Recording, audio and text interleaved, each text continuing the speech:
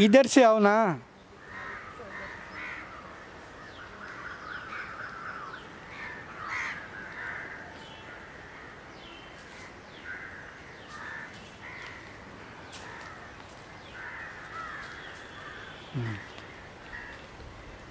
एक ही इच्छा है, स्वामी जी से मिलना।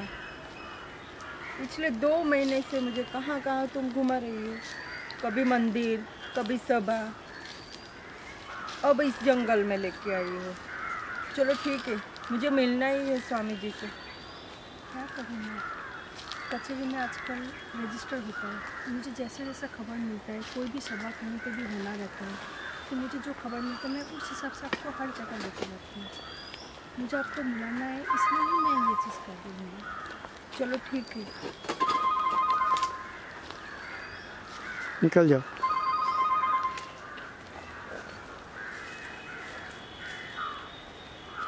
बस अब बहुत थक गई हूँ मैं, अब नहीं चला जाता। अब चलना भी नहीं है माँ, अब यहीं पे रुकता है, क्योंकि मैंने सुना है कि नरेंद्र का पथ यात्रा यहीं से जाने वाला है। जैसे जैसे मुझे खबर मिलती है उसी हिसाब से मैं आपको लेकर आऊँगी। लेकिन ये जंगल तो देखो, कितना घना जंगल है, यहाँ बैठने को भी जगह नहीं है। कहीं से सांप आ गया तो क्या करेंगे हम? ऐसा कुछ नहीं होगा माँ, घबराइए मत, कुछ नहीं होगा, मैं हूँ ना आपके साथ में। चाहे तू मुझे कितना भी घुमा ले, जंगल में घुमा, यहाँ वहाँ कितना भी घुमा, लेकिन मैंने भी प्रण लिया है, स्वामी जी से मिलकर ही दम लूंगी मैं। माँ, मैं जानबूझकर आपको नहीं घुमा रही हूँ। हाँ, रहने दे रहने दे। तू जानबूझकर घुमा या अनजाने में घुमा, लेकिन घुमा तो रही हो ना। माँ, आज आपकी इच्छा पूरी करके रहूँगी मैं। ये बात तूने आज तो कितनी बार बोली है। लेकिन माँ, आज देखो, सच में मैंने बहुत बार बोला है, मैं मानती हूँ, लेकिन आज सच में मुझे पक्की खबर मिल रही है तो मैं आपको मिलाऊंगी। देखती हूँ अभी आज मिलते हैं कि नहीं है। सूरज भी सर पर आ गया है, पहला पहर भी निकल चुका है, पता नहीं और कितना समय लगेगा इस घने जंगल में। और हमारे सिपाही भी नहीं दिख रहे हमारी रक्षा के लिए। तुम कह रही थी हमारे सिपाही आए हुए, कहाँ पर है? हाँ, कचहरी की तरफ से सिपाही आए हुए हैं। आप अगर चाहते हो तो मैं उन्हें बुला सकती हूँ। हम 2 महिलाएं हैं, इसलिए उन लोग दूर खड़े हैं। आप अगर बोले तो मैं लेके आऊँ? नहीं नहीं, मैं अकेले नहीं रुक सकती हूँ। 1 मिनट के लिए रुक जाइए। नहीं, बिल्कुल नहीं। चलो।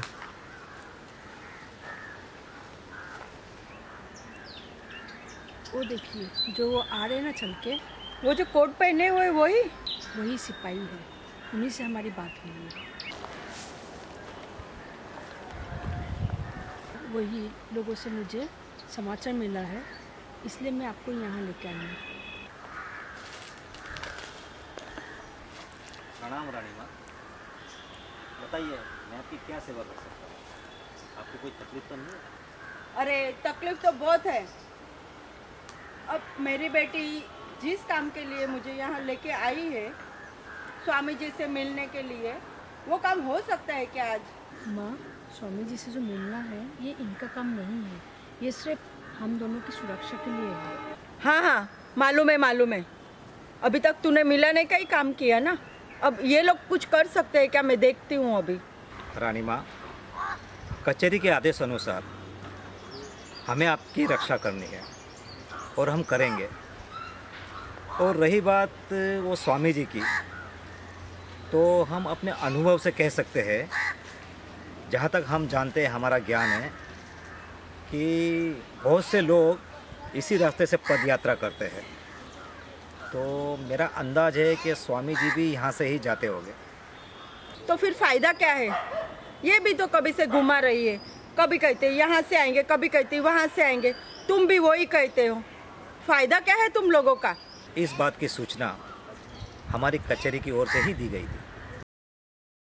रानी माँ, इस जंगल के जीव जंतु, जंगली जानवरों से आप बिल्कुल ना घबराएं और बिल्कुल निडर रहे, क्योंकि उसके लिए हमारे आदमी यहाँ कार्यरत है।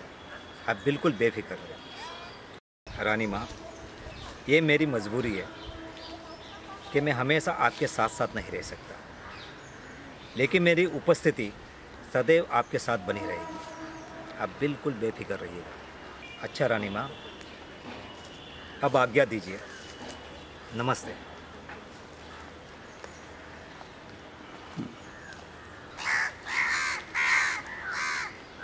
बेटी, और कितना समय लगेगा? मैं आपके मन की परिस्थिति समझ सकती हूँ, लेकिन धीरज रखिए थोड़ा सा। हमारे रियासत भी कोई छोटा रियासत तो है नहीं, उनके पास बार बार हमने संदेशा भेजा है, तो कोई इतना बार मना नहीं करेंगे, वो मिलेंगे ज़रूर। थोड़ा धीरज रखिए। वो भी एक सन्यासी हो, कुछ भी हो, लेकिन एक इंसान भी तो है, इस बार ज़रूर मिलेंगे। बस थोड़ा सा धीरज रखिए। इसीलिए मैंने तुमसे कहा था कि हम टांगा लेके चलते हैं। माँ, अगर हम टांगे से चलते तो वो इंसान, चल के आने वाले इंसान, हम उनसे पहले कहीं और पहुंच जाते, तो हमारी मुलाकात भी नहीं हो पाएगी। इसलिए मैंने आपको बोला कि टांगे से नहीं, हम चल के जाते हैं। तुमको ये पता है कि स्वामी जी कलकत्ता सिटी से निकल चुके हैं, तो अब तक यहाँ आ जाना चाहिए था। अब तक यहाँ नहीं आए हैं, और फिर उनको कुछ अड़चन आई होगी रास्ते में। कोई क्या हुआ, क्या रुकावट नहीं, होगा कुछ रुकावट हुई होगी, तो फिर क्या करे? तो हमारे यहाँ आना सब बेकार हो हमारा गया। तो यहाँ आना बेकार ही हुआ ना। नहीं माँ, वो मध्य प्रदेश जाने वाले हैं, इंदौर सिटी में उनका एक बैठक है, तो वहाँ जाने के लिए वो यहीं से होते हुए जाएंगे। उससे पहले वो कहीं पे भी रुकने वाले नहीं हैं, ये सूचना मिली है। इसी वजह से हम यहाँ पे रुके हुए हैं।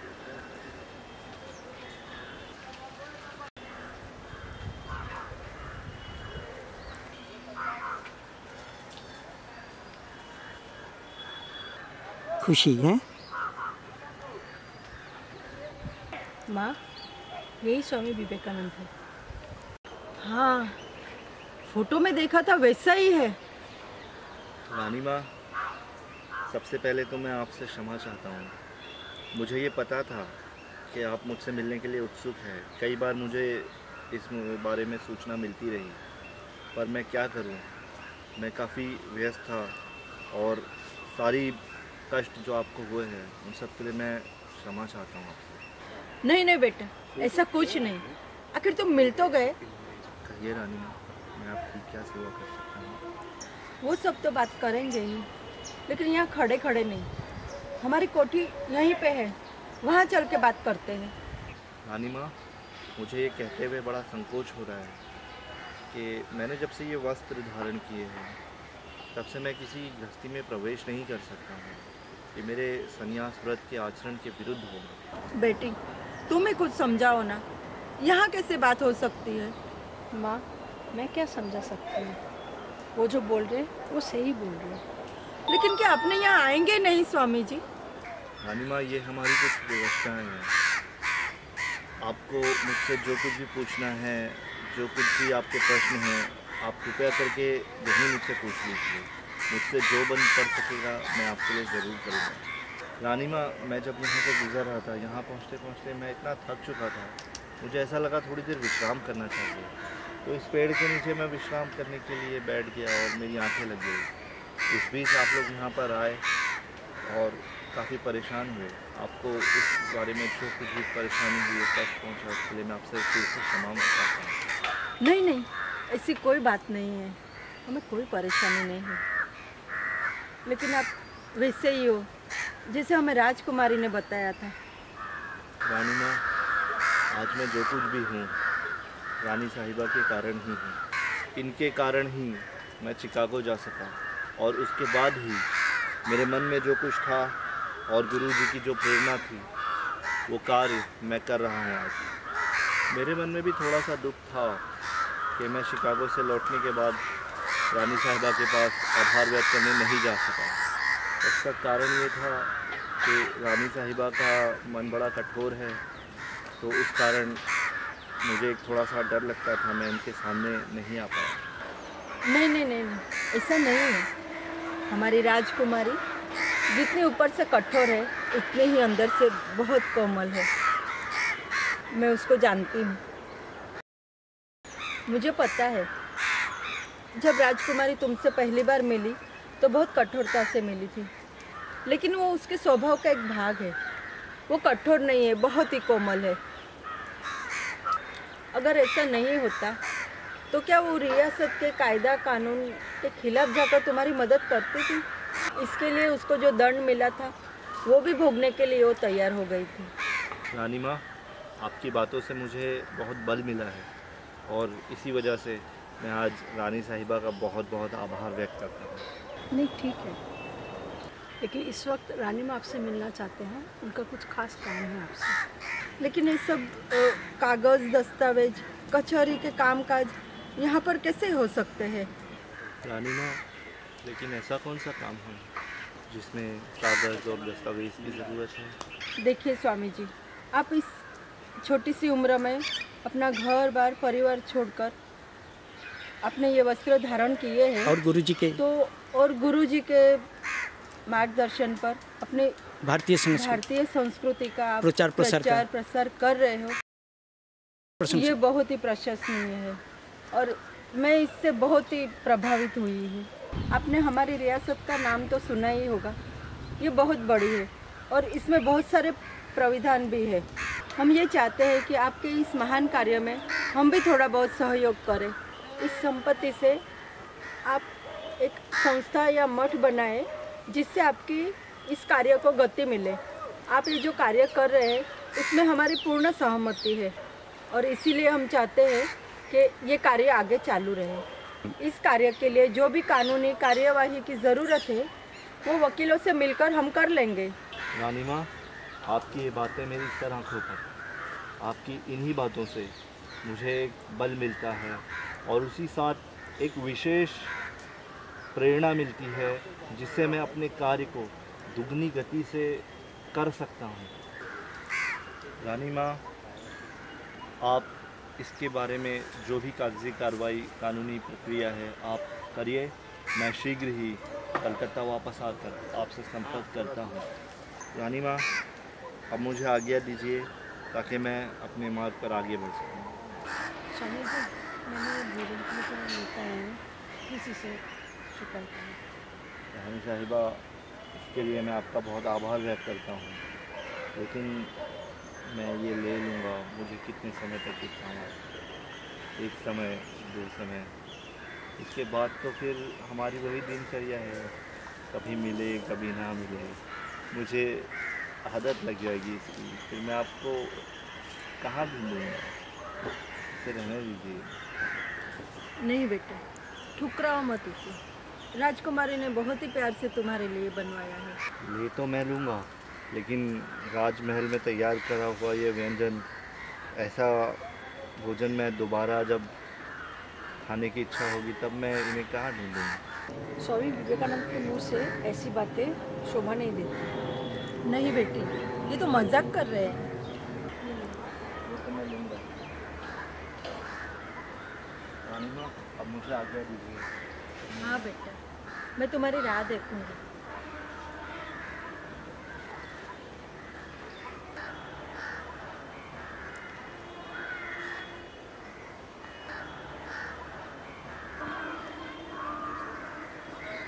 जाओ, निकल जाओ। आखिर तुम्हारी मेहनत रंग लाई बेटी। हमने कितने मेहनत की, तब जाकर स्वामी जी के दर्शन हुए। मैं बहुत खुश हूँ, लेकिन एक बात है, क्या तुम उसकी मजाक भी समझ नहीं सकती हो? बेचारा डर जाता है, कितनी कठोरता से तुम बात करती हो। उसकी उम्र ही क्या है, घबरा गया बेचारा। माँ, आपने सुना है ना कि उनके जो ये कार्य है उसके पीछे मेरा क्या योगदान है, और मेरा योगदान यही है कि मैं कठोरता से पेश आती हूँ। हाँ, मानना पड़ेगा, मेरी बेटी का भी दिमाग कुछ कम नहीं है। हाँ,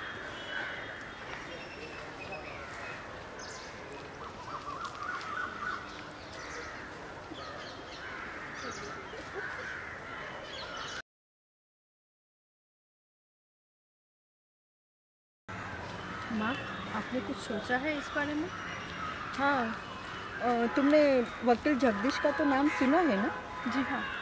हाँ, वो कचहरी के बहुत बड़े वकील है और बहुत पुराने भी है। तो उनसे चर्चा के लिए मैंने समय मांगा है अपनी जो संपत्ति है उसमें से स्वामी जी को किस तरह से कुछ हिस्सा दिया जाए, तो उनसे सलाह मशवरा करके स्वामी जी को सुपुर्द करेंगे। और मैंने बाकी सदस्यों से भी सहमति ले ली है। तुम्हें तो कोई एतराज़ नहीं है ना? जी नहीं माँ, मेरी पूरी सहमति है। बहुत अच्छा, चलो बंद करो। अभिनंदन मित्र। अभिनंदन, किस खुशी में? इस बार आपकी सूचना बिल्कुल सही निकला ये तो बहुत ही अच्छी बात है। और रानी माँ स्वामी जी से मुलाकात की। तो अब मैं ये समझूं कि हमारे ऊपर आने वाले सारे खतरे टल गए? बिल्कुल टल गई है, अब ये तो बोलने की बात ही नहीं है।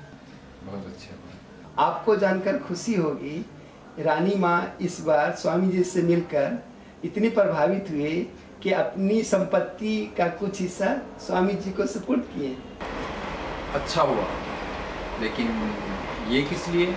वो इसलिए स्वामी जी जो भारतीय संस्कृति के उन्नति के लिए प्रचार कर रहे हैं, प्रसार कर रहे हैं, उनमें बढ़ोतरी हो, इसलिए। रानी माँ की जय हो। प्रणाम।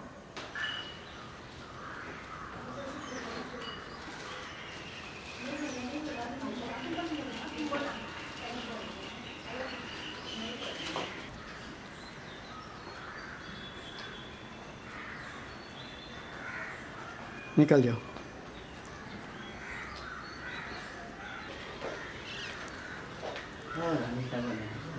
नमस्ते रानी माँ, रानी साहिबा, नमस्ते। ये थोड़ा बिल्डिंग बन रही है तो जगह थोड़ी तंगी है, कोई कुछ नहीं, हम यहीं पे कहीं बैठ के बात कर चलिए लेंगे। आइए।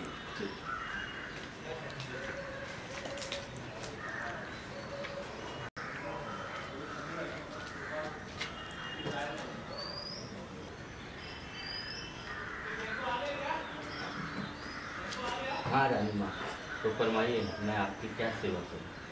आप तो हमारी रियासत के बारे में जानते ही हो। अब कुछ धार्मिक संस्था को उस रियासत में से कुछ हिस्सा हम दान स्वरूप देना चाहते हैं। तो इसके जो भी कानूनी कार्रवाई, इस बारे में जो भी कानूनी कार्रवाई करनी चाहिए उस बारे में आपसे चर्चा करने आए हैं। इस बारे में हमने सभी भागीदारियों से सहमति ले ली है। इस बारे में कचहरी में कानून कैसे सम्मत होगा ये आपको देखना है। माँ एक बात कहूँ? हाँ बोलो ना बेटी। आप किसे ये देना चाहते हो संपत्ति, उस बारे में वकील साहब को बता दीजिए कि उन्हें भी काम करने के लिए सहमति मिल जाएगी। हाँ वकील साहब, राजकुमारी सही कह रही है। हम ये संपत्ति स्वामी विवेकानंद जी के नाम करना चाहते हैं।